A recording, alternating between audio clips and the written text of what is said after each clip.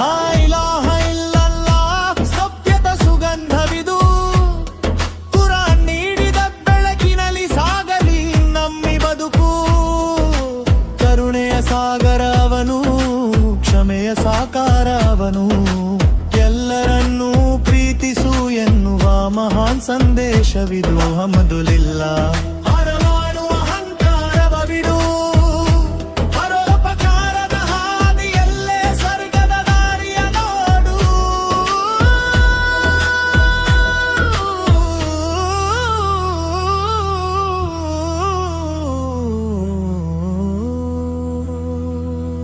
ಸಬ್ರಿರಲಿ ಸಂಕಷ್ಟದಲ್ಲಿ, ಶುಕ್ರಿರಲಿ ಹರ್ಷದಲ್ಲಿ. ಅವನ ಮೇಲಿನ ನಂಬಿಕೆಯು ದಿರುವಾಗಿರಲಿ ನಿನ್ನ ಎದೆಯಲಿ.